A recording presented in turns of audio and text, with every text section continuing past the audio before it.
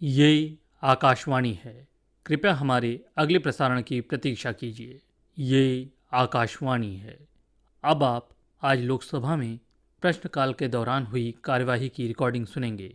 This is the Delhi station of Akashvani. Please stand by for our next broadcast. You will now listen to the proceedings during the question hour in Lok Sabha today. माननीय सभासदों, माननीय अध्यक्ष जी,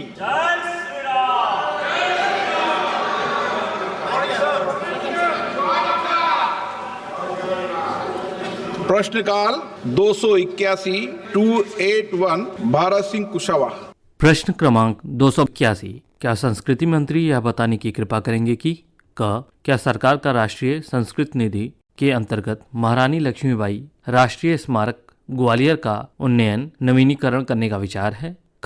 यदि हाँ तो तत्संबंधी ब्यौरा क्या है? और यदि नहीं तो इसके क्या कारण है? और उक्त उन्नयन नवीनीकरण कार्य कब तक किए जाने की संभावना है? श्री गजेंद्र सिंह शेखावत, संस्कृति मंत्री। उत्तर सदन के पटल पर रखा गया है। धन्यवाद अध्यक्ष महोदय, एक महत्वपूर्ण विषय पर मुझे बोलने का अवसर दिया। गढ़ तो चित्तौड़, बाकी सब गढ़ैया है। चित्तौड़गढ़ किला एशिया का सबसे बड़ा फोर्ट किला है। उस किले पर माने वहाँ का एक गौरवशाली इतिहास, मीरा, पन्ना, पद्मावती और महाराणा प्रताप का गौरवशाली इतिहास जुड़ा है। मैं माननीय आपके माध्यम से मंत्री महोदय से जानना चाहता हूँ कि माननीय प्रधानमंत्री जी ने मीरा जी के 525वें वर्ष पर एक ऐतिहासिक महत्व के स्थानों पर बड़े कार्यक्रम किए हैं, तो क्या चित्तौड़गढ़ में भी मीरा जी के नाम पर बड़ा स्मारक बनेगा? और चित्तौड़ के दुर्ग पर एक वैकल्पिक मार्ग की जो लंबे समय से मांग है, क्या उस पर सरकार विचार कर रही है? माननीय मंत्री जी, शॉर्ट में चलने दो, आज 20 पूरे करने दो आज। माननीय अध्यक्ष महोदय, बहुत ही महत्वपूर्ण विषय को लेकर के माननीय सदस्य ने आपके माध्यम से प्रश्न पूछा है। भक्त शिरोमणि मीराबाई का 525वां जन्म जयंती वर्ष माननीय प्रधानमंत्री जी के मार्गदर्शन में मंत्रालय ने आयोजित किया है और मीराबाई के जीवन से जुड़े हुए 4 महत्वपूर्ण स्थान, उनका जन्म स्थान मेड़ता, जहां उनकी शादी हुई चित्तौड़गढ़, जहां उन्होंने भक्ति की वृंदावन, और महापरिनिर्वाण जहां उनका हुआ द्वारिका, इन चारों जहां वो ईश्वर में एकाकार हुई, उन चारों स्थानों पर बड़े कार्यक्रम करने मीरा की स्मृति में ऐसा निश्चय हुआ था। 3 स्थान पर कार्यक्रम हो चुके हैं और माननीय सदस्य की जानकारी के लिए इनके संज्ञान में है कि चित्तौड़गढ़ में आगामी 21, 22, 23 तारीख को एक बड़ा कार्यक्रम आयोजित किया जाने वाला है। डॉक्टर, जहाँ तक स्मारक का विषय है, स्मारक बनाने का ऐसा कोई भी प्रस्ताव अभी वर्तमान में मंत्रालय के पास विचाराधीन नहीं है। वैकल्पिक मार्ग को लेकर के जिला कलेक्टर ने एक पत्र लिखा है, माननीय सदस्य ने भी पत्र लिखा है। हमने राज्य सरकार से उस पत्र के आधार पर वापस एक बार अपनी तरफ से एक सजेस्टिव डीपीआर बनाने के लिए आग्रह किया है कि वो भेजें। उसके बाद में ऐसा जो है हमारा मॉन्यूमेंट प्रोटेक्शन एक्ट के प्रावधानों के अनुरूप हम उस पर विचार कर आगे जो है कोई भी निर्णय कर पाएंगे। अभी तक जो है वो बहुत ही प्रारंभिक अवस्था में, इस पर अभी कुछ भी किसी तरह की टिप्पणी नहीं की जा सकती। ओके, आज माननीय सदस्य, क्या माननीय मंत्री जी एक नया प्रयास कर सकते हैं कि बहुत संक्षिप्त में जवाब दें और संक्षिप्त में प्रश्न पूछें? तो हम देखें, कोशिश करें कि 20 तक कैसे पहुंचा सकते हैं। डॉक्टर प्रशांत पेंडोले, मिस्टर पेंडोले, आप एक सदन में इतनी बार बोले हो जो पहली बार कोई नहीं बोला है। धन्यवाद अध्यक्ष महोदय, आपकी कृपा हमेशा रहेंगी। आपके माध्यम से मैं मंत्री जी को प्रश्न पूछना चाहूँगा। सरकार महारानी लक्ष्मीबाई राष्ट्रीय स्मारक के उन्नयन में स्थानिक समुदायों को शामिल करने और इसे पर्यटन में माध्यम से रोजगार सृजन के केंद्र रूप में विकसित करने का विचार कर रही है। यस, प्लीज बैठिए। हाँ ना? बिल्कुल, जो है महारानी लक्ष्मीबाई का स्मारक जो है वो ग्वालियर में बना है और उसे ग्वालियर का वो नेशनल मॉन्यूमेंट नहीं है, लेकिन ग्वालियर की नगरपालिका उसे संरक्षित करती है। लेकिन इस तरह का कोई भी विचार अभी मंत्रालय में विचाराधीन नहीं है। Question number 282 282 Shri Devesh Chandra Thakur. प्रश्न क्रमांक 282। क्या श्रम और रोजगार मंत्री यह बताने की कृपा करेंगे कि क पिछले 3 वर्षों और वर्तमान वर्ष के दौरान देश में बेरोजगारी पर अंकुश लगाने और रोजगार के नए अवसर पैदा करने के लिए सरकार द्वारा कार्यान्वित की जा रही योजनाओं और कार्यक्रमों के नाम क्या हैं? ख उक्त अवधि के दौरान कितने युवाओं को रोजगार मिला तथा इस संबंध में क्या उपलब्धियां हासिल हुई? ग पिछले 3 वर्षों के दौरान सरकार तथा निजी क्षेत्र और विभिन्न सार्वजनिक क्षेत्र के उपक्रमों द्वारा राज्यवार कितनी नौकरियां सृजित और प्रदान की गईं? और घ क्या सरकार का बेरोजगार युवाओं को कोई बेरोजगारी भत्ता देने का विचार है? माननीय मंत्री जी, श्री मनसुख एल मंडाविया, श्रम और रोजगार मंत्री। पटल पर रखा गया। श्री सागर खंडेरे, नए लोगों को पूछने दो, आप वरिष्ठ नेता हो, आज सबका नया का नंबर पूछ। Thank you, Speaker sir, for giving me an opportunity to speak. I come from the Kalyan Karnataka region, which is a very backward region, and we are also protected by Article 371J of the Constitution, which gives us special status in employment. So what I would like to ask is, in our region, a lot of job migration happens. From my Lok Sabha constituency, be there a lot of youth, after finishing their degree, they go to Hyderabad, Pune and Bangalore to work. Okay. So is the central government doing anything to identify these regions where maximum job migration is happening and ensure employment is given to the youth in tier 2 and tier 3 cities? Okay, माननीय मंत्री जी। माननीय अध्यक्ष जी, वर्तमान समय में रोजगार की अनेक तकें भी उपलब्ध हुई है और अनेक टाइप का एजुकेशन और स्किल भी डेवलप हुई है। ये स्किल और अपनी आवश्यकताओं के अनुसार देश के कोई नागरिक नहीं केवल देश में लेकिन सारी दुनिया में जाके रोजगार के लिए प्रयास करते हैं और रोजगार प्राप्त कर सकते हैं। इसलिए कोई भी व्यक्ति चाहे कल्याण कर्नाटका हो या कर्नाटका के कोई भी पार्ट हो, वो हैदराबाद भी जा सकते हैं और हैदराबाद के लोग यहाँ कल्याण कर्नाटका या तो उसको जहाँ भी अपॉर्चुनिटी उपलब्ध हो वहाँ जा सकते हैं। श्रीमती मालविका देवी। Sir, what are the schemes being given and the steps being taken to increase the opportunities for employment for the people of Kalahandi and Nuapada? Thank you, okay, sir. आज सभी प्रथम बार जो सदस्य चुन के आए उनका सप्लीमेंट्री मिलेगा आज। कालाहांडी के लिए देश के कोई शहर के लिए कोई टाउन के लिए अलग अलग योजना नहीं करी जाती है, लेकिन भारत सरकार के लिए रोजगार सृजन के लिए जो भी योजना लागू है इस सारी योजना का लाभ कालाहांडी को भी मिल सकता है। डॉक्टर तोल तिरुमा वलवन।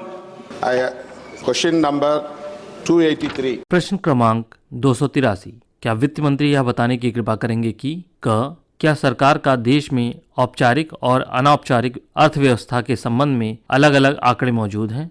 ख यदि हाँ तो भारतीय अर्थव्यवस्था में उनके योगदान का ब्यौरा क्या है? ग क्या सरकार की 100% आर्थिक कार्यकलापों को औपचारिक अर्थव्यवस्था के अंतर्गत लाने की कोई योजना है? और घ यदि हाँ तो तत्संबंधी ब्यौरा क्या है? श्री पंकज चौधरी, वित्त राज्य मंत्री। माननीय मंत्री जी, होटल पर रख दीजिए। माननीय सदस्य, नहीं आपका नहीं है। Honorable Speaker, sir, वित्त मंत्री जी का था। I have reviewed the reply.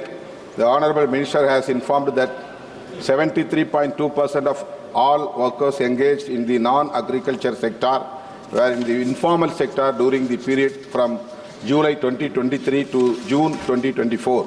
There are several critical steps that the government needs to take to streamline the informal economy. Policy measures such as enhancing access to finance, providing skills training, securing property rights, and extending legal protections can help transition the informal economy into the formal sector. From the reply, I understand that the government is focused on registering and taxing workers in the informal sector. Women workers constitute a significant share of this sector. However, they lack job protection. Being largely semi-skilled or unskilled, they are in urgent need to skill development training. Through you, I would like to ask the Honourable Minister, what measures have been taken by the government to provide legal protection to workers in the informal economy? How many workers have received skill development training so far? माननीय मंत्री जी। माननीय अध्यक्ष जी, भारतीय अर्थव्यवस्था वर्तमान समय में औपचारिकता की ओर तेजी से बढ़ रही है। इसके कारण देश की आबादी का एक बड़ा हिस्सा सामाजिक सुरक्षा के दायरे में कवर हो रहा है। इसी कारण उन्हें आर्थिक स्थिरता और सामाजिक सुरक्षा का बेहतर कवरेज मिल रहा है। जहाँ तक माननीय सदस्य का जो सवाल है क्या प्रयास किया गया है, अगर आप देखें तो उद्यम पोर्टल लेकर के हम आए, जिसमें 5.5 करोड़ MSME रजिस्ट्रेशन हुए और जिन्होंने औपचारिक सेवाओं से ऋण प्राप्ति की सुविधा प्राप्त हो रही है। वहीं पर हम ई श्रम पोर्टल लेकर के आए, जिसमें करीब पिछले 3 वर्षों में ही 30.46 लाख करोड़ श्रमिकों को पंजीकृत किया गया। अगर आप EFO का डाटा भी देखें तो 2014-15 में जहां 15.84 करोड़ लोगों ने रजिस्ट्रेशन कराया, 22-23 में अगर देखें तो 29.88 करोड़ लोगों ने रजिस्टर कराया। तो सरकार का लगातार प्रयास है कि लोगों को औपचारिक सेक्टर में लाया जाए। Doctor supplementary. Honorable Speaker, sir, since a large proportion of workers in the informal economy are women, I would like to ask the Honorable Minister, what measures have been taken to provide health facilities to these workers? What steps has the government undertaken to reduce the gender gap and increase the participation of women workers in the formal sector? माननीय अध्यक्ष जी, जहाँ तक सामाजिक सुरक्षा का सवाल है, अगर देखें तो औपचारिक क्षेत्र में भी हमारी सरकार लगातार काम कर रही है। और अगर आप देखें तो तमाम योजनाओं के तहत जो माननीय सदस्य ने उनके स्वास्थ्य के लिए बात किया है, तो पूरे देश में प्रधानमंत्री जन आरोग्य योजना के तहत अनौपचारिक क्षेत्र के लोगों को भी कवर किया जाएगा। डॉक्टर आनंद कुमार। धन्यवाद माननीय अध्यक्ष जी। परम आदरणीय प्रधानमंत्री जी के नेतृत्व में भारत की अर्थव्यवस्था विश्व में 5वें स्थान पर पहुंच गई है और जल्द ही यह 3रे स्थान पर पहुंचने वाली है।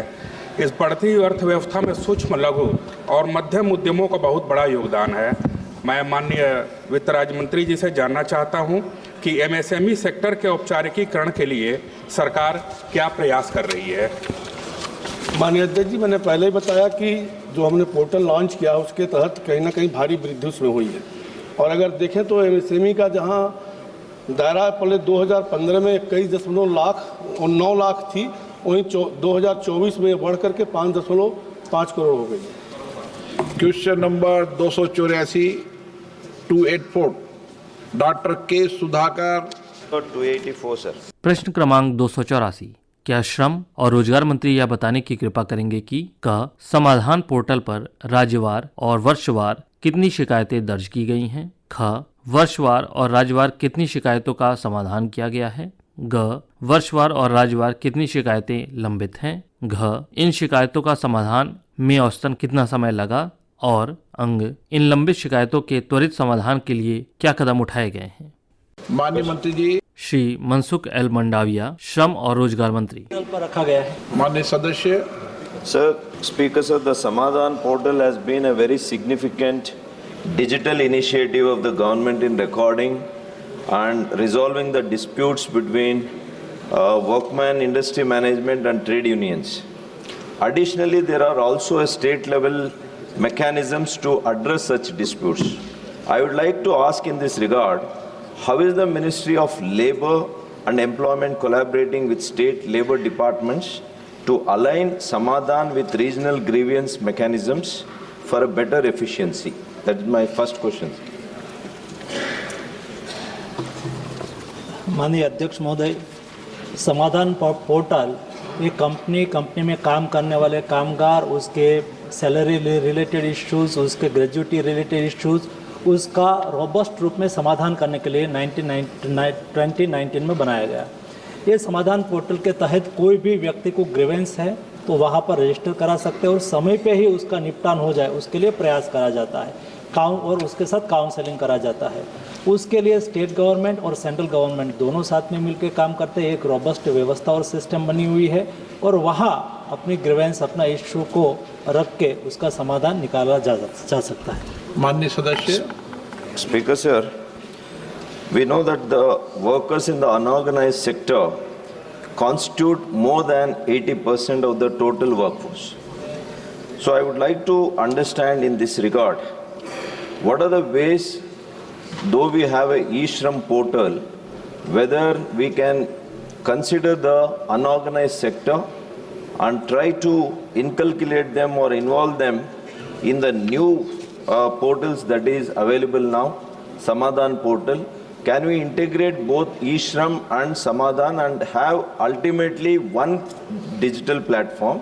And I would like to understand, there should have been by now, Samadhan should have been upgraded बहुत portal. Upgradation should have been done by बहुत now. अच्छा प्रश्न। What are the steps to have taken in upgrading the Samadhan portal? अध्यक्ष जी, सबसे महत्वपूर्ण विषय है एक फॉर्मल और इनफॉर्मल दोनों प्रकार के एम्प्लॉयमेंट होता है। जो इनफॉर्मल सेक्टर में होते हैं उसका आज दिन तक रजिस्ट्रेशन नहीं था, लेकिन मोदी गवर्नमेंट ने एक सारे इनफॉर्मल सेक्टर में काम करने वाले कामगारों को सूचीबद्ध करने के लिए ई-श्रम पोर्टल का निर्माण करा।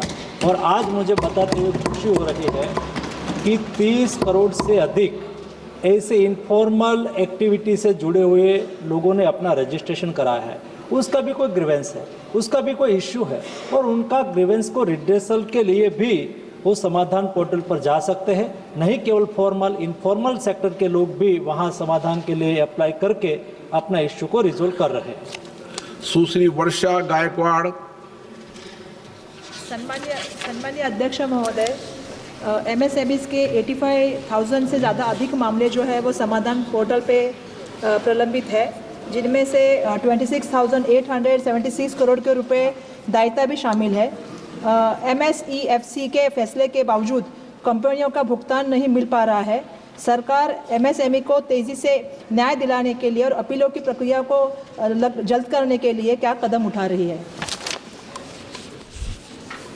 कोई भी कंपनी एम्प्लॉइज़ और एम्प्लॉइज़ कंपनीज के बीच में इश्यू हो, उसको रिड्रेस करना, उसका समाधान करना, उसके लिए समाधान पोर्टल के तहत प्रयास हो रहा है। उसमें से भी क्योंकि ये लवाद का विषय बन जाता है तो कई बार इश्यू रिजोल्व नहीं होते हैं तो ट्रिब्यूनल में चले जाते हैं। ट्रिब्यूनल को तो हम इंटीमेट नहीं कर सकते हैं, लेकिन पिछले 3 महीने से आज तक जो रिड्रेसल रेट था समाधान पोर्टल के द्वारा वो 65% था, लेकिन पिछले 3 महीने से एक जुम्बेश के रूप में काम करा जा रहा है और पिछले 3 महीने का डेटा 80% एवं डिस्प्यूट रिड्रेस हो रहा है, ताकि कोई कामगार हो, कोई एस्टेब्लिशमेंट हो, कोई यूनियन हो, उसका इश्यू समाधान के तौर पर निपटाया जा सके और उसको समय पर भुगतान भी हो जाए, कोई इश्यू हो तो उसका समाधान भी हो जाए। माननीय मंत्री जी, एक ये भी प्रयास करें कि श्रम के विवाद न्यायालय में बहुत लंबे समय तक लंबित रहते हैं, तो एक बार लॉ मिनिस्टर से बात करके और इसका प्रयास करना चाहिए कि एक टाइम बाउंड पर उनका प्रयास करेंगे। दोनों साथ बैठते हैं, अभी भी साथ ही बैठते। Shri Anil Desai. Chairman sir, for allowing me to ask a supplementary on this question. Sir, may I know that Samadhan portal categorized, it is state and central wise also and year wise also. May I know from the Honorable Minister that Samadhan portal and EPFO, where the accounts of the labor from MSMEs, different MSMEs may be, and more so from medium-sized enterprises, where hundreds and thousands of complaints regarding their EPFO, which are very essential for the labor to meet their regular requirements and in the emergencies also. So Samadhan portal, somehow it is not answering to that, and lot of shortcomings and lot of inadequacies are there. How that will be coordinated, how the labor requirements will be fulfilled. Thank you. अध्यक्ष जी, ये विषय महत्वपूर्ण है कि सामान्य के कक्षा के एम्प्लॉइज़ और वो जब ईपीएफओ के दायरे में आता है तो 15,000 से अबव जिसकी सैलरी है, ये उसके अंडर उसकी सैलरी है, ये ईपीएफओ के दायरे में आते हैं और उसका ईपीएफओ में पैसा भी कटता है और उसका हिसाब किताब रखा जाता है, और जब उसकी आवश्यकता होती है तो वो पैसा उसमें उठा लेते हैं और उस वक्त उसको कई ग्रीवेंस होती है। कई बार ये पोर्टल की वजह से उसको कई समस्याएं भी होती थी। अध्यक्ष महोदय, हम समझते हैं कि अपने पैसे को निकालने के लिए, उपयोग करने के लिए उसको दिक्कत नहीं होनी चाहिए, सुविधा होनी चाहिए। उसके लिए क्या करें, तो उसके लिए डिजिटल प्लेटफॉर्म के द्वारा सारी प्रोसेस हो रही है, उसको और रोबस्ट करने के लिए, और उसके जब पैसा उठाना है कोई दिक्कत ना हो, उसको एंट्री करना है, उसके अकाउंट में कितने पैसे पड़े हुए हैं, उसको कोई छोटी मोटी गलती हो तो उसको करेक्ट करना है। ये सारी चीज़ों को रोबस्ट करके एक बैंक लेवल का EPFO रिड्रेसल सिस्टम और EPFO की सारी गतिविधि हो सके, उसके लिए EPFO 3.0 वर्जन लाया जा रहा है। मार्च महीने तक एक ग्रीवेंस को 100% रिजोल्व करने की कोशिश की जा रही है। आज उसमें अच्छा प्रोग्रेस भी हो रहा है और 201 के तहत आज लास्ट एक साल से जो शिकायतें थी उसमें 50% कटौती हुई है। क्वेश्चन नंबर 285 मैं माननीय सदस्यों को फिर आग्रह कर दूं कि आज जो फर्स्ट टाइम जीत कर आए उन्हीं माननीय सदस्यों को सप्लीमेंट्री दी जा रही है। Question 285. प्रश्न क्रमांक 285, क्या पर्यावरण, वन और जलवायु परिवर्तन मंत्री यह बताने की कृपा करेंगे कि का देश में ऐसे कुल कितने सूखा प्रवण जिले हैं जिन्हें पिछले 3 वर्षों के दौरान राष्ट्रीय जलवायु परिवर्तन अनुकूलन निधि NAFCC के तहत वित्त सहायता प्राप्त हुई है? ख, ऐसे विशिष्ट क्षेत्र जल संसाधन, कृषि तथा स्वास्थ्य आदि कौन से हैं जिन्हें इन जिलों में अनुकूलन परियोजनाओं हेतु धनराशि प्राप्त हुई है? ग, पिछले 3 वर्षों के दौरान सूखा प्रवण क्षेत्रों में सूखे की स्थिति के शमन से संबंधित परियोजनाओं के लिए NAFCC के तहत आवंटित, जारी और उपयोग की गई कुल धनराशि कितनी है? और घ, क्या NAFCC के तहत आंध्र प्रदेश में सूखा प्रवण जिलों के किसी प्रस्ताव को मंजूरी दी गई है और यदि हाँ तो उसकी वर्तमान स्थिति सहित ऐसी परियोजनाओं का ब्यौरा क्या है? श्री भूपेंद्र यादव, पर्यावरण, वन एवं जलवायु मंत्री। माननीय अध्यक्ष जी, उत्तर सभा पटल पर रखा गया। Thank you, Speaker, sir. In the reply given by the Honorable Minister, it is mentioned about the climatic intervention project that has been in the dairy sector. I would like to, this has started in the year 2016, but under the rule of Telugu Desam Party, but due to inefficiency of the previous government, this project could not be completed. And this project was supposed to be completed by 2021. I would like to ask the Honourable Minister, what are the steps to be taken? What are the steps that are being taken to complete this project, sir? माननीय अध्यक्ष महोदय, माननीय सदस्य ने जिस क्षेत्र के बारे में पूछा है, आंध्र प्रदेश के 3 जिले अनंतपुर, नेल्लोर और विजयनगरम में डेयरी में जो क्लाइमेट चेंज के कारण परिवर्तन है उसके कारण ये प्रोजेक्ट शुरू किया गया है। प्रोजेक्ट अभी ऑन गोइंग है। अभी तक टोटल टारगेटेड बेनिफिशरीज जो इस प्रोजेक्ट में है वो 5025 है। इस प्रोजेक्ट के माध्यम से इन तीनों जिलों में विशेष रूप से जो क्लाइमेट रेगुलेशन है, कैटल के बारे में जो फॉडर और बाकी चीज़ें उसका इम्प्रूवमेंट किया गया है। ये प्रक्रिया जारी है और शीघ्र ही पूरा होगा। Honourable member supplementary.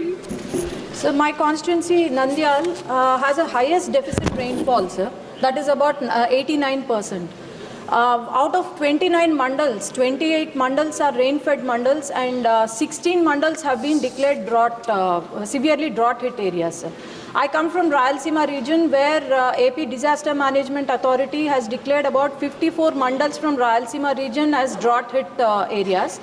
And due to unique climatic conditions, Rayalaseema region, due to untimely rainfalls, it has been a very serious issue, sir. I would like to ask the Honourable Minister whether there are any alternative additional schemes and alternative financial benefit for Rayalaseema region. This is because we have to get our farmers out of debt traps, sir. Thank you. माननीय अध्यक्ष महोदय, जहाँ तक national action plan on climate change है उसके माध्यम से आंध्र प्रदेश में इन 3 जिलों के लिए कार्यक्रम शुरू किया गया है। अगर स्पेसिफिक कोई state action plan of climate change है तो अपने राज्य सरकार के द्वारा पता कर सकते हैं। फर्स्ट टाइम के मेंबर ऑफ पार्लियामेंट भी बहुत अच्छी तरीके से सप्लीमेंट्री प्रश्न पूछ रहे हैं।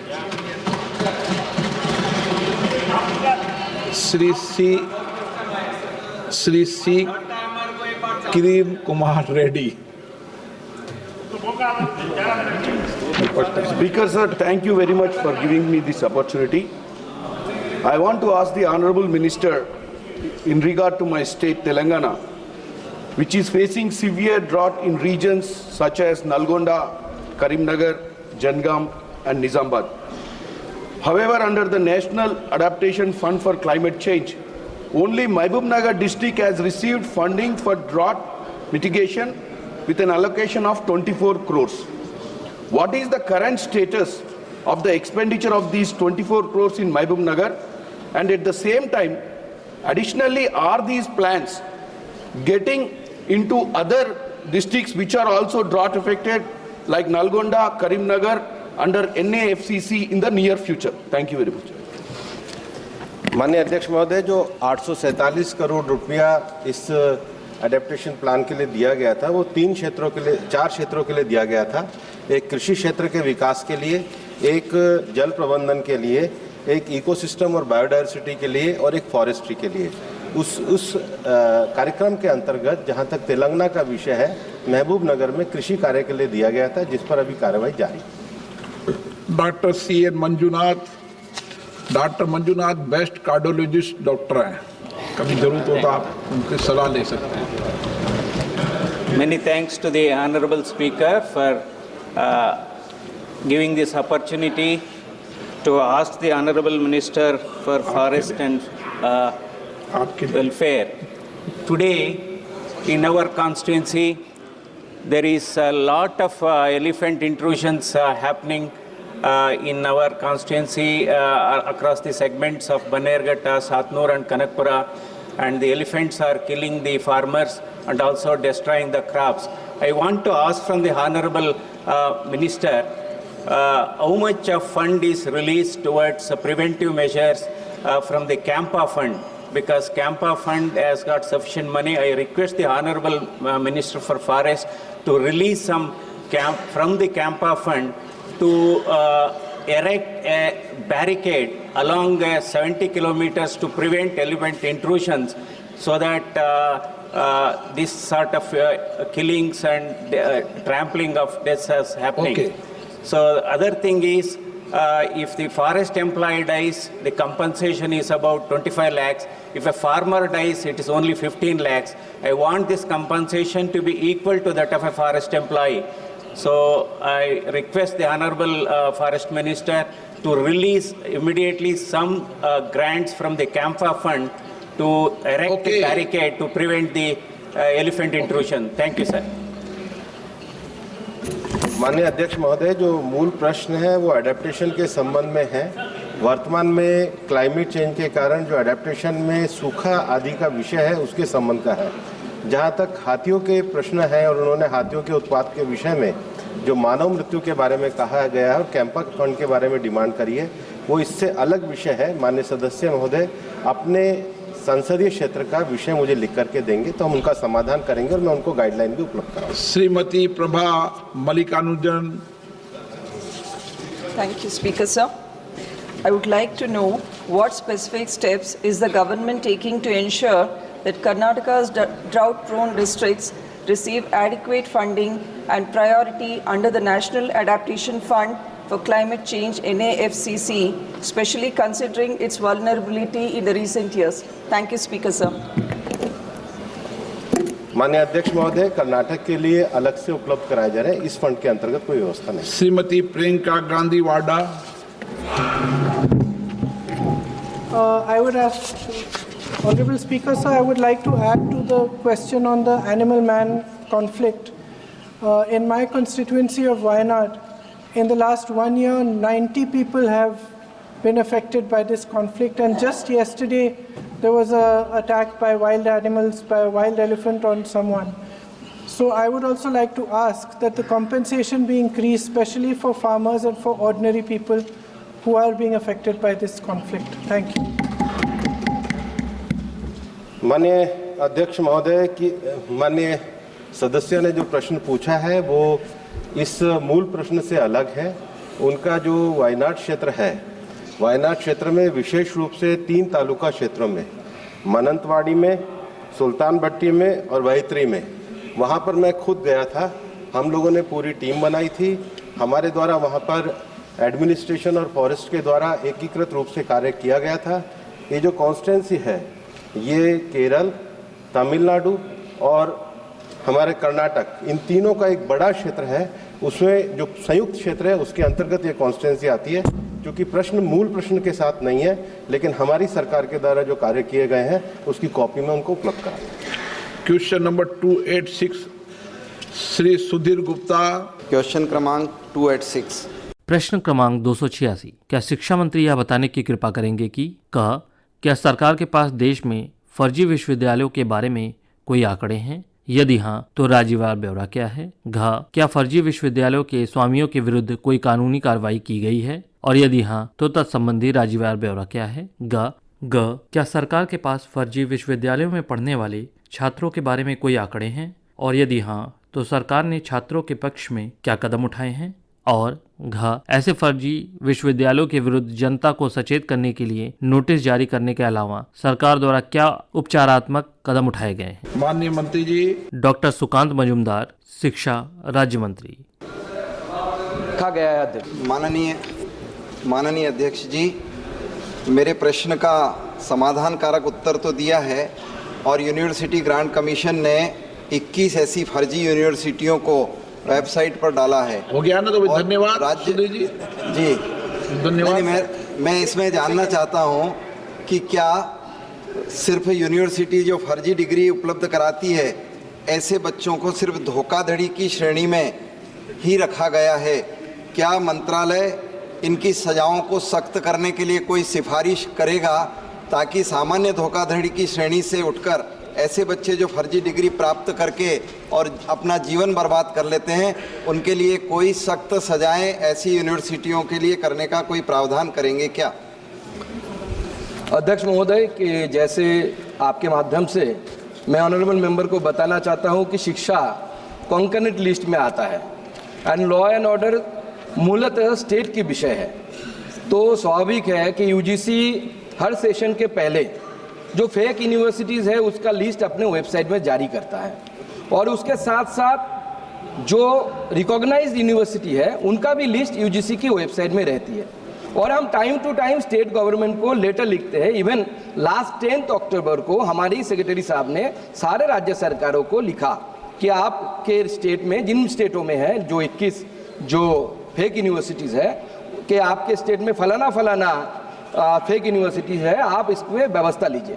मैं आपके माध्यम से माननीय मेंबरों को भी एक आवेदन रखना चाहता हूं कि जब भी सेशन की शुरुआत होती है, अपने सारे माननीय मेंबर बहुत रेपुटेड लीडर्स हैं, उनके सोशल मीडिया बहुत एक्टिव है, उनसे स्टूडेंट भी फॉलो करते हैं। मैं अनुरोध करूंगा सारे मेंबरों के आपके माध्यम से कि वो भी अपने सोशल मीडिया में फेक यूनिवर्सिटीज़ की लिस्ट रखे कि जिससे उस स्टेट के स्टूडेंटों को पता चले कि अपने स्टेट में कौन सा फेक यूनिवर्सिटी है और इस जालसाजी में ना आए। सर, मैं ये जानना चाहता हूँ कि आपने इसको पोर्टल पर डाला है लेकिन फेक यूनिवर्सिटी की लिस्टें देना ये तो अपने को वैसे ही पता है कि फेक यूनिवर्सिटी, तो उनको क्यों नहीं बंद करने के लिए सख्त सजाएं दी जाए?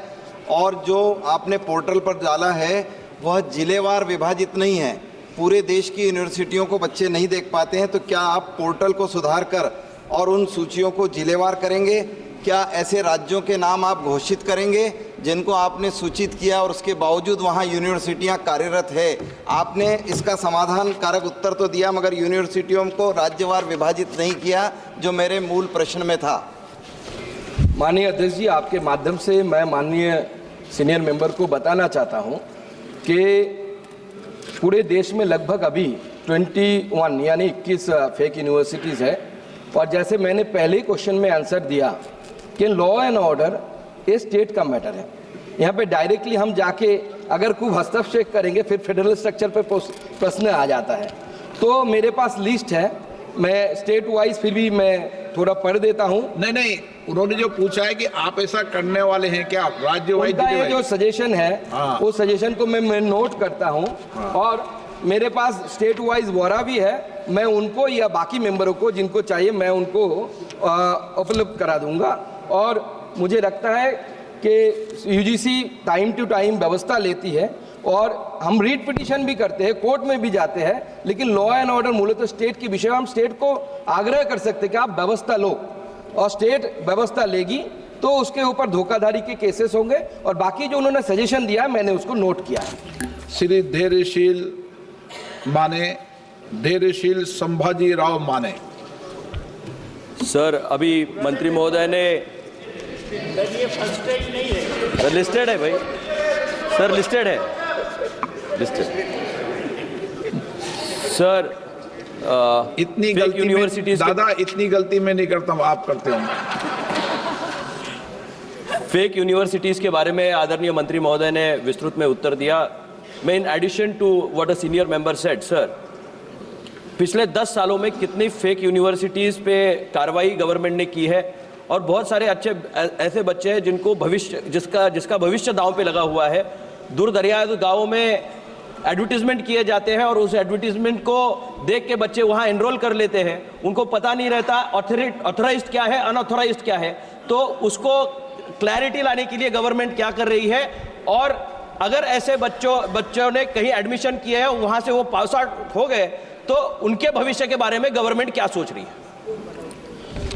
अध्यक्ष जी, मैं आपके माध्यम से माननीय सदस्यों को अवगत कराना चाहता हूं कि हमारी सरकार के समय में आदरणीय प्रधानमंत्री नरेंद्र मोदी जी के नेतृत्व में हम लगभग नहीं 12 फेक यूनिवर्सिटीज़ जो है इनको बंद कर चुके हैं। 14 से 24 में 10 सालों में 12 फेक यूनिवर्सिटीज़ हमने बंद किए, जब 4 से 14 में सिर्फ 5 फेक यूनिवर्सिटीज़ ऐसे थे जिसे बंद किया गया था। तो बाकी जो दूसरा हिस्सा है उनके सवाल का, उसके विषय में पहले ही अवगत कराया है कि हम टाइम टू टाइम राज्य को बोलते हैं, और माननीय मेंबरों से मेरा अनुरोध है कि आप अपने क्षेत्र के लोगों को, बच्चों को सेंसिटाइज करें, सोशल मीडिया से करें। एक बार बोल दिया आपने, थैंक यू रिपीट मत करो। Shri Selang Sangma. Thank you, Mr. Speaker, sir. Now, we know that every parent's dream their children to become somebody or someone. But the fact is that these kind of fact institutions is destroying the future of our youths. So, Mr. Speaker, sir, through you, I would like to ask whether any kind of a compensatory will be made to these ill-fated or unlucky children whose fate is already in stake.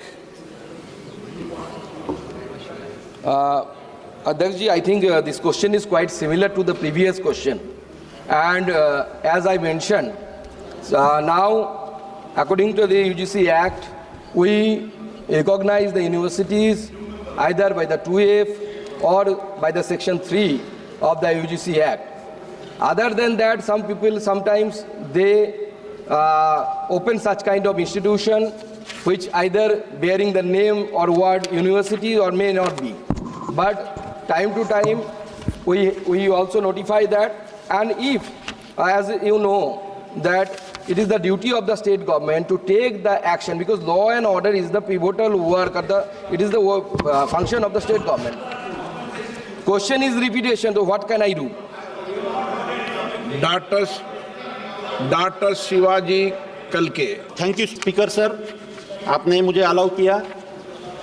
मैं लातूर चुनाव क्षेत्र से आता हूं, और माननीय शिक्षा मंत्री जी से मैं पूछना चाहता हूं कि गवर्नमेंट कुछ नए केंद्रीय विद्यालय इंडिया में खोलने जा रहा है क्या, और अगर हाँ तो लातूर जैसे पिछड़े एरिया में नया एखादा केंद्रीय विद्यालय स्थापन हो, और माननीय प्रधानमंत्री जी ने पब्लिक मीटिंग में कहा था माननीय सदस्य कि कोई बड़ा इंस्टीट्यूट लातूर के लिए देंगे, तो उसके लिए कुछ कार्रवाई हो रही है क्या? माननीय सदस्य सर, जैसे आपको पता है कि ये तो डायरेक्टली क्वेश्चन से रिलेटेड नहीं है, क्योंकि क्वेश्चन फेक यूनिवर्सिटी से रिलेटेड है, और सेंट्रल यूनिवर्सिटी हमारे समय में अभी तक लगभग 56 यूनिवर्सिटीज़ है जो एजुकेशन मिनिस्ट्री के अंदर है। सेंट्रल यूनिवर्सिटीज़ है, central university. So I think my colleague Jayant Chaudhary is there, he will. आप एक मिनट प्लीज, आप ऐसे डायरेक्शन मत दे दिया करो कि जयंत चौधरी जी आपको उत्तर देंगे, ठीक है ना? जयंत चौधरी जी। सभापति जी, वैसे मुख्य सवाल से जुड़ा हुआ नहीं है, केंद्रीय विद्यालय से संबंधित सवाल है। अभी कैबिनेट ने 85 केंद्रीय विद्यालय के प्रस्ताव को अनुमति दी है। Question number 287 Shri Saumitra Khan 287। Sir, question number 287। प्रश्न क्रमांक 287। क्या संस्कृति मंत्री यह बताने की कृपा करेंगे कि क क्या सरकार के पास विष्णुपुर संसदीय निर्वाचन क्षेत्र में स्थित भारतीय पुरातत्व सर्वेक्षण ASI स्थलों को विकसित करने की कोई योजना है? यदि हाँ, तो तत्संबंधी ब्यौरा क्या है? ख क्या सरकार का मल्ल राजा के योगदान को प्रदर्शित करने के लिए एक संग्रहालय बनाने का प्रस्ताव है? यदि हाँ, तो तत्संबंधी ब्यौरा क्या है? ग क्या सरकार की मल्ल राजा की मूर्ति स्थापित करने की योजना है? और घ यदि हाँ, तो तत्संबंधी ब्यौरा क्या है? माननीय मंत्री जी। श्री गजेंद्र सिंह शेखावत, संस्कृति मंत्री। माननीय सभापति महोदय, उत्तर सदन के पटल पर रखा है। सर, मल्लराज 1000 साल पुराना है, तो मल्लराज में अभी विष्णुपुर में इस बार मैंने देखा हूँ जो हर राज्यों में आपका पैसा अलॉट किया है, तो Vishnupur archaeological survey of India का अंडर ही आता है। तो 3295 करोड़ रुपया अभी पूरा देश में सैंक्शन हुआ है 23 स्टेट में।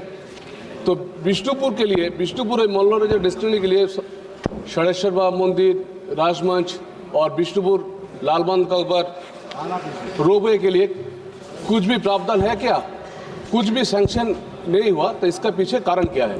माननीय अध्यक्ष महोदय, मैं सम्मानीय सदस्य के प्रश्न का उत्तर देने से पहले सदन को की जानकारी में एक विषय लाना चाहता हूं कि महाभारत कालीन सभ्यता के सर्वाधिक सुस्पष्ट प्रमाण जहां राखी गढ़ी के आर्कियोलॉजिकल एक्सकेवेशन से मिले हैं, उसके 2 ऐसे मून्स को अभी नए प्रोटेक्टेड मून्स के रूप में, मॉन्यूमेंट्स के रूप में पिछले सप्ताह ही जो है अधिसूचित किया गया है।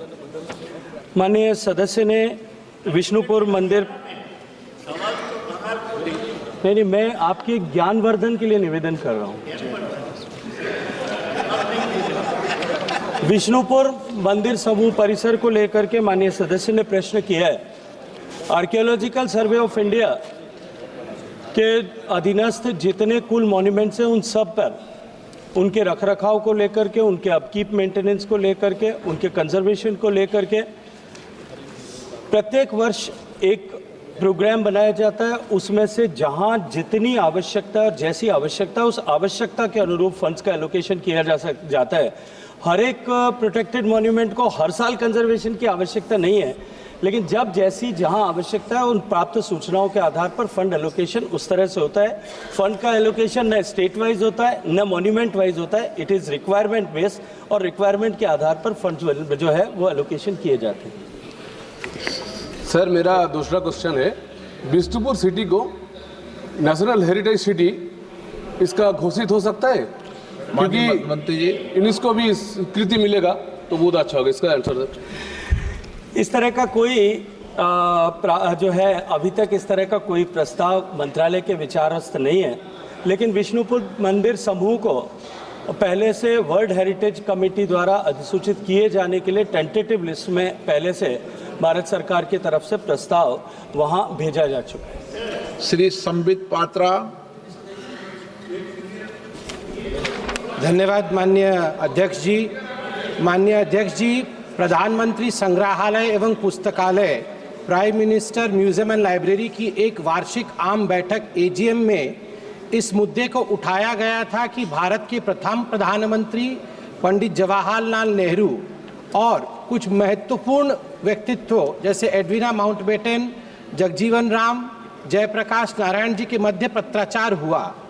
मगर वर्ष 2024 के आरंभ में इस AGM की मीटिंग अर्थात कार्यवाही वृतांत में ये उल्लेख भी है कि एक व्यक्ति MV राजन वर्ष मार्च 2008 में इस संस्थान में आए और कुछ दस्तावेजों को चिन्हित किया गया। इन चिन्हित दस्तावेजों को इस संस्थान के तत्कालीन निदेशक की अनुमति से मई 2008 में तत्कालीन UPA अध्यक्षा को 51 कार्टन बॉक्स में भरकर भेज दिया गया। सभी दस्तावेज हमारे राष्ट्र के इतिहास को समझने के लिए अत्यंत आवश्यक है।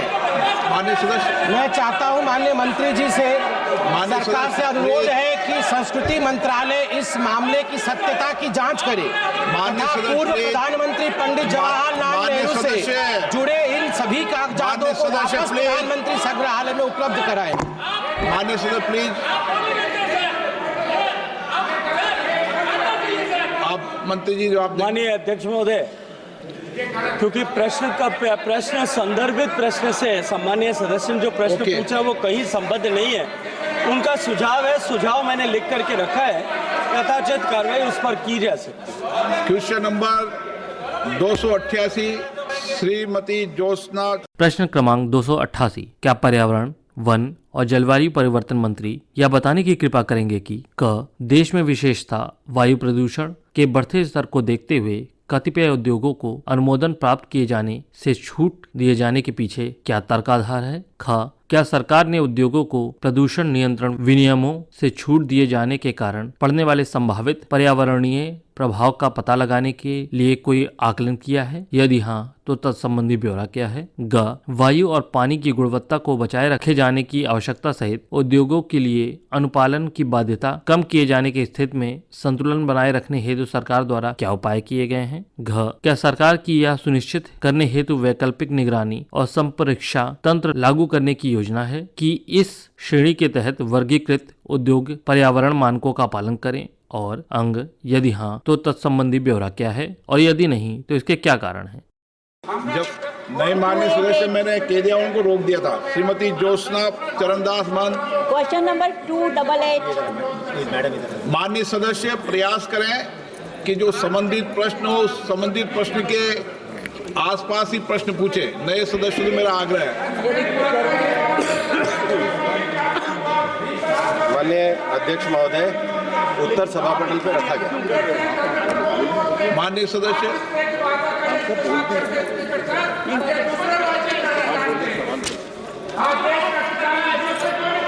माननीय सदस्य उनको पूछने दें। जयप्रकाश जी प्लीज। सर, दिल्ली के प्रदूषण की स्थिति से बदतर स्थिति मेरे लोकसभा कोरबा क्षेत्र की है। यहाँ एयर क्वालिटी 400 है, जो गंभीर लेवल है डेंजर का। पावर प्लांट के कारण इसका हो रहा है। इसमें SECL, बालकोड, NTPC के वेस्ट प्रोडक्ट है, जो फ्लाई ऐश हैं, उससे ब्रिक्स तो बनती है लेकिन कई गुना ज़्यादा राखड़ पैदा होती है और उसको हर जगह फेंक दिया जाता है, जिसके कारण यहाँ पर बहुत सारी बीमारियाँ भी हो रही हैं और वायु और पानी में प्रदूषित भी हो रहा है। यहाँ पर लदान कोयले का और यहाँ पर NTPC में बिजली, ये सब का लाभ तो हमारी सरकार ले रही है, लेकिन बदले में हमारे यहाँ की जनता को सिर्फ बीमारी दे रही है, जिसमें अस्थमा है, टीबी है, बोन टीबी है, कैंसर तक का है। डेली सर, आपके माध्यम से मंत्री जी से जानना चाहती हूँ कि इस तरह से जो गंभीर हमारे यहाँ समस्या है, यहाँ तक कि OPD में डेली हमारे यहाँ 500 मरीज आ रहे हैं वायु से प्रदूषित होकर।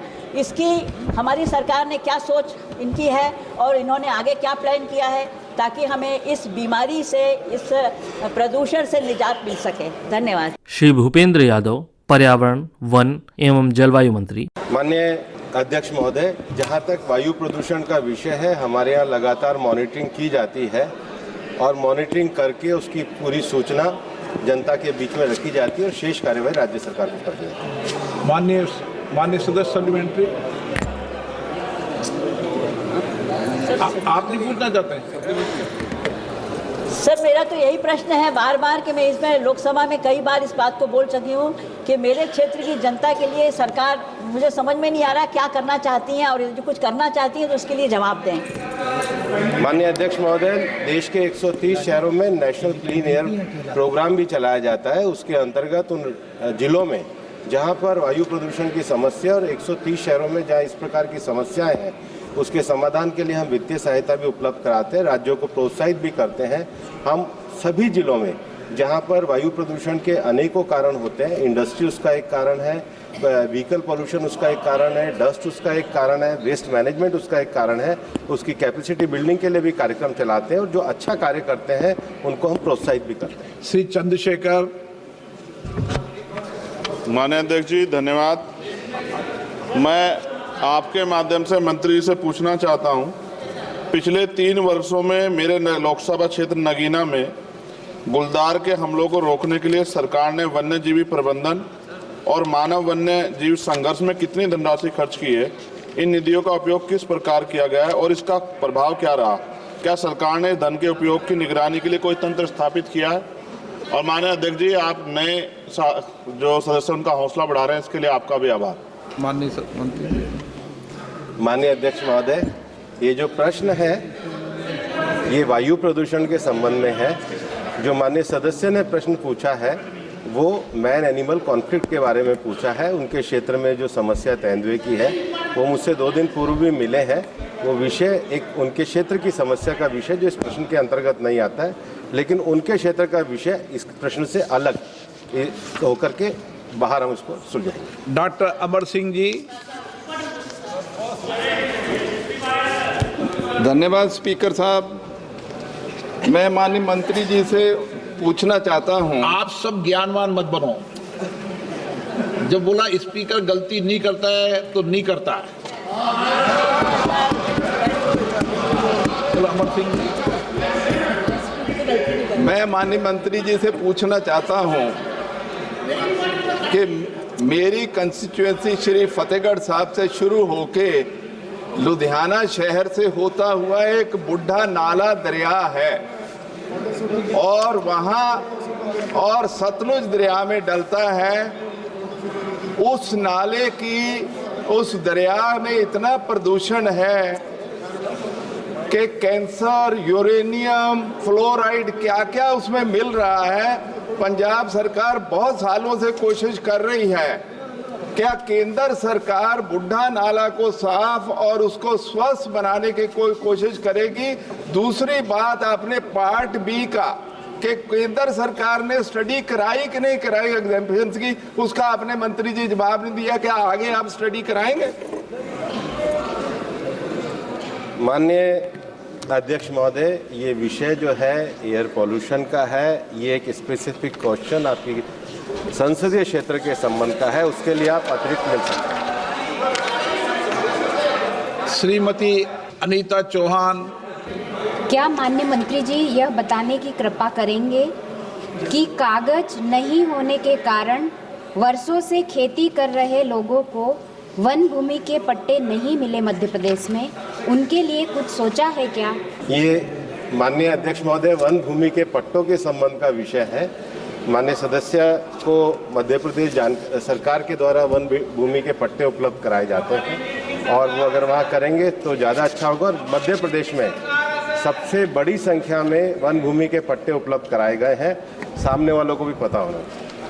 Question number 289 Shri G Kumar Naik. Question number 289 sir. प्रश्न क्रमांक 289। क्या वित्त मंत्री यह बताने की कृपा करेंगे कि पिछले 5 वर्षों के दौरान कर्नाटक की मौसमी कृषि कार्यों के लिए नाबार्ड द्वारा स्वीकृत अल्पकालिक पुनर्वित्त ऋणों की कुल राशि तथा प्रत्येक वर्ष संवितरित वास्तविक राशि का ब्यौरा क्या है? क्या सरकार ने राज्य की मौसमी कृषि जरूरतों को पूरा करने के लिए रियायती अल्पकालिक पुनर्वित्त ऋणों की स्वीकृति सीमा में वृद्धि के लिए कर्नाटक द्वारा हाल में किए गए अनुरोध पर विचार किया है और यदि हाँ तो तत्संबंधी ब्यौरा क्या है?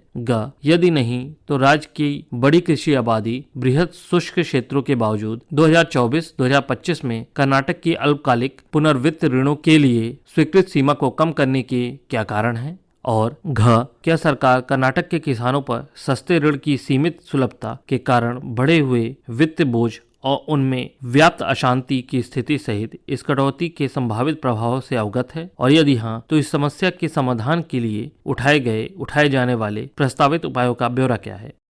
माननीय मंत्री जी श्री पंकज चौधरी, वित्त राज्य मंत्री। माननीय सदस्य। Thank you sir for the opportunity. अरे इनका सर।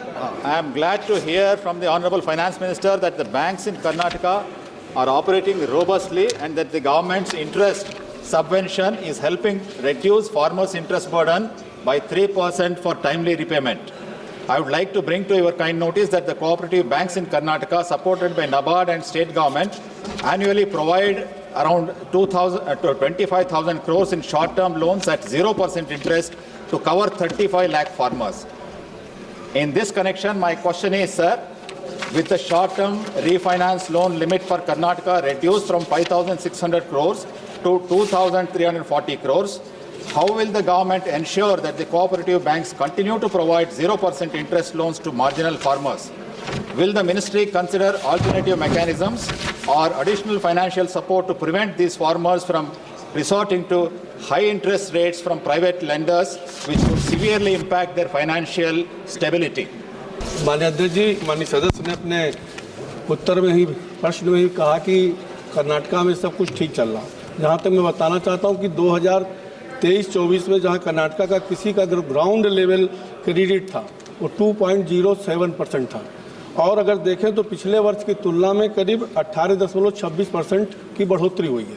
जहाँ तक कृषि लोन का सवाल है माननीय अध्यक्ष जी, अगर आप देखें तो जब से इस देश के यशस्वी प्रधानमंत्री नरेंद्र मोदी जी हुए हैं तो खेती किसानी पे विशेष फोकस उनका रहा है।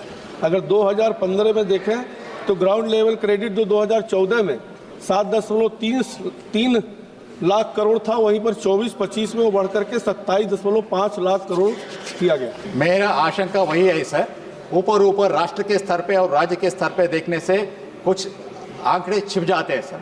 Several reports have pointed out that the PSL lending by commercial banks are more concentrated in the urbanized regions, having higher share of branches compared to the backward and rural areas.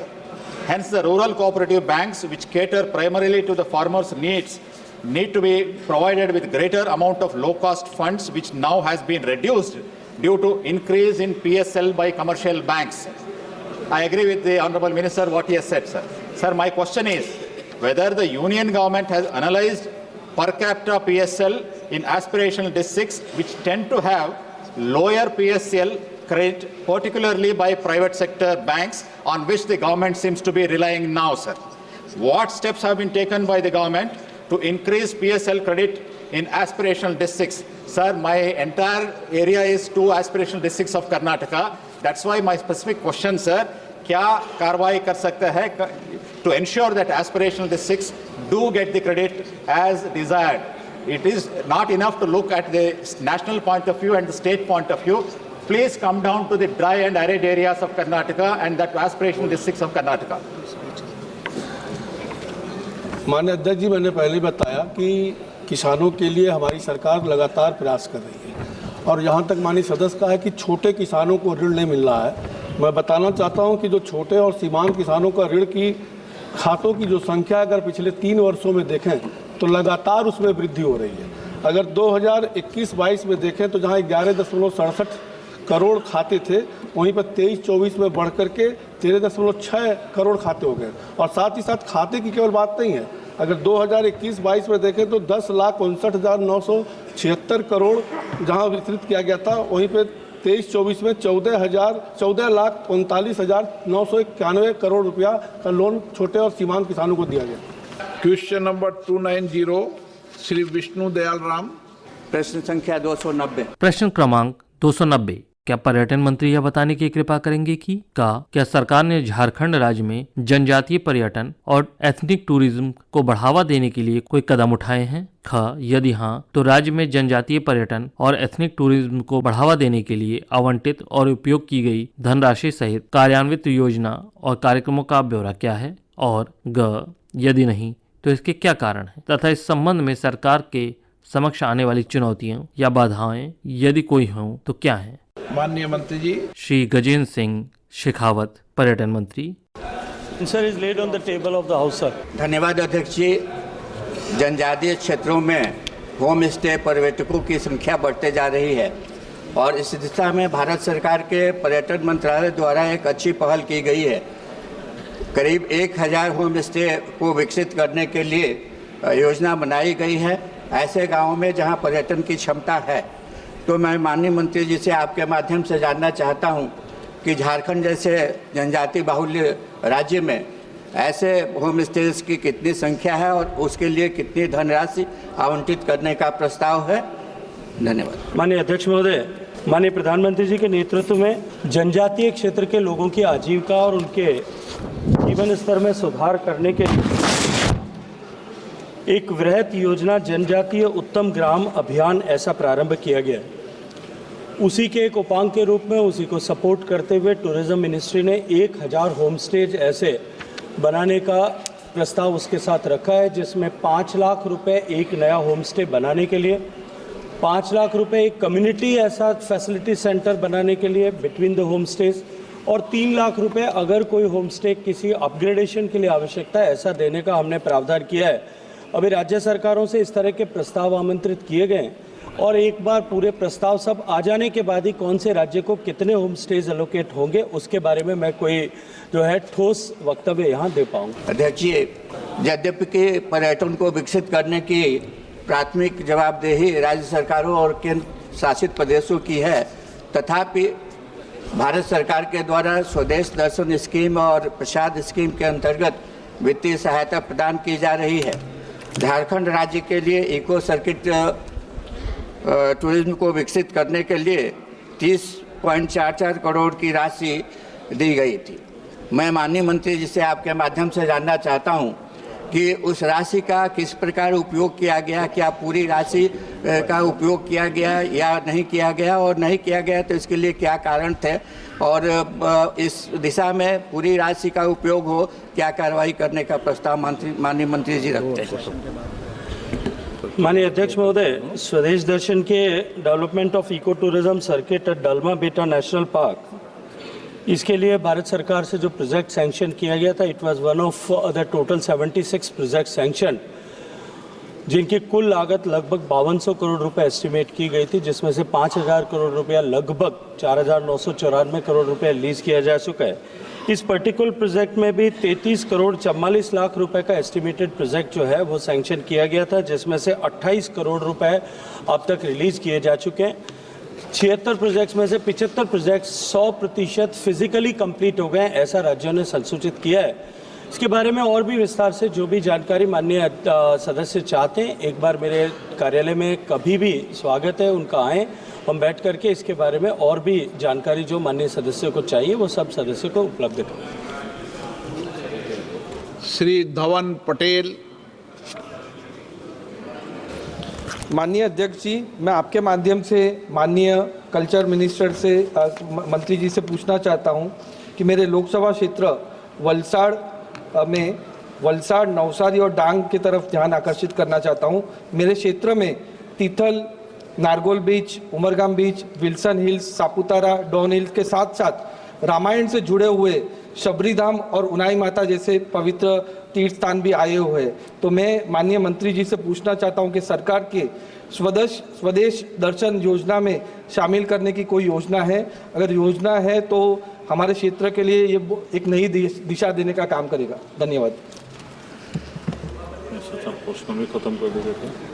माननीय सभापति महोदय, मैं सम्मानीय सदस्य का एक बहुत अच्छे प्रस्ताव और बहुत पोटेंशियल वाले क्षेत्र के बारे में ध्यान आकर्षित करने के लिए धन्यवाद करना चाहता हूं। लेकिन जैसा कि हम सब की जानकारी में है, टूरिज्म प्राइमरीली स्टेट की जिम्मेदारी है। राज्य सरकार इस पर प्रस्ताव बना करके भेजे तो निश्चित रूप से तय प्रावधानों के तहत उस पर कार्रवाई करने का प्रयास जो उपलब्ध संसाधन है उसके तहत करने का प्रयास हम कर सकते हैं। Question number 291 Shri G Selvam. Question number 291। प्रश्न क्रमांक 291। क्या श्रम और रोजगार मंत्री यह बताने की कृपा करेंगे कि क्या सरकार देश में व्यक्तियों की नियोजकता बढ़ाने के लिए रोजगार कार्यालयों के माध्यम से कौशल विकास या कौशल वर्धन से संबंधित कार्यक्रम चलाती है? यदि हाँ, तो तत्संबंधी ब्यौरा क्या है? नौकरी के इच्छुक व्यक्तियों का मार्गदर्शन करने के लिए रोजगार कार्यालयों में उपलब्ध करियर परामर्श सेवाओं का ब्यौरा क्या है? और पिछले 3 वर्षों के दौरान रोजगार कार्यालयों के माध्यम से कौशल विकास और परामर्श से संबंधित कितने कार्यक्रम आयोजित किए गए हैं? पिछले 3 वर्षों में रोजगार कार्यालयों के माध्यम से राज्यवार और वर्षवार कितनी नौकरियां उपलब्ध कराई गईं? शहरी और ग्रामीण क्षेत्रों में रोजगार कार्यालयों के प्रदर्शन की तुलना का ब्यौरा क्या है? क्या रोजगार कार्यालयों की प्रभावकारिता की निगरानी के लिए कोई तंत्र विद्यमान है? यदि हाँ, तो तत्संबंधी ब्यौरा क्या है? रोजगार कार्यालय सेवाओं तक सुलभता में क्षेत्रीय असमानता को दूर करने के लिए सरकार द्वारा किए गए प्रयासों का ब्यौरा क्या है? और यह सुनिश्चित करने के लिए सरकार द्वारा क्या कदम उठाए गए हैं कि महिलाओं और दिव्यांग व्यक्तियों सहित हाशिए पर रहने वाले समूहों को रोजगार कार्यालय सेवाओं का लाभ मिले? माननीय मंत्री जी। श्री मनसुख एल मंडाविया, श्रम और रोजगार मंत्री। सभा पटल पर रखा गया। Thank you speaker sir. How many individuals have benefit from skill development initiatives conducted through employment exchange in the last 3 years? Honourable minister साहब। माननीय अध्यक्ष महोदय, मूलतः क्वेश्चंस उसका स्किल डेवलपमेंट मिनिस्ट्री की ओर है, लेकिन मैं बताना चाहूँगा कि देश में जिस तरह से मैन्युफैक्चरिंग सेक्टर बढ़ रहा है, सर्विस सेक्टर बढ़ रहा है, ऐसी स्थिति में राज्य सरकार की ओर से, सेंट्रल गवर्नमेंट की ओर से नंबर ऑफ टाइप की इनिशिएटिव और आईआईटी के द्वारा उसको ट्रेनिंग दी जाती है। वर्तमान समय में इस बजट में भी प्रधानमंत्री जी ने 2 लाख करोड़ रुपए के खर्च से 4.1 करोड़ जॉब निर्माण के लिए लक्ष्य रखा है। उसमें भी स्किल डेवलपमेंट एक महत्वपूर्ण विषय रखा गया है और स्किल डेवलपमेंट और स्किल एनहांसमेंट के लिए हर सेक्टर में क्लस्टर बेस्ड स्किलिंग हो, उसके लिए हब एंड स्पोक का व्यवस्था के द्वारा ये जिस एरिया में जिस टाइप की इंडस्ट्रीज है वहाँ जिस टाइप के स्किल की आवश्यकता है वैसा ही सिलेबस बना के उसको ट्रेनिंग मिले, उसकी व्यवस्था की गई है। Honorable member supplementary. Sir, are there any plans to expand the scope of skill development and the counseling programs through the employment exchange in the Tier 2 and Tier 3 cities? Skill development और skill development को रोजगार के साथ जोड़ने के लिए हमने national career service portal को इंटीग्रेट करा है। उसमें ई श्रम पोर्टल को भी इंटीग्रेट करा गया है, उसमें स्किल डेवलपमेंट मिनिस्ट्री के पोर्टल को भी इंटीग्रेट करा गया है, ताकि जहां जिस टाइप की स्किल मैन पावर उपलब्ध है उसको इंटीग्रेट करके नेशनल कैरियर सर्विस पोर्टल के द्वारा एम्प्लॉयर और एम्प्लॉइज़ को जोड़ के उसको अपनी कैरियर के लिए अपॉर्चुनिटी मिले, रोजगार के लिए अपॉर्चुनिटी मिले, उसके लिए प्रयास करा गया है। श्री राजीव राय, 1 सेकंड में पूछना, 12 बजे। धन्यवाद सर। पिछले 3 वर्षों में माननीय मंत्री जी बता रहे थे कितने को रोजगार मिला।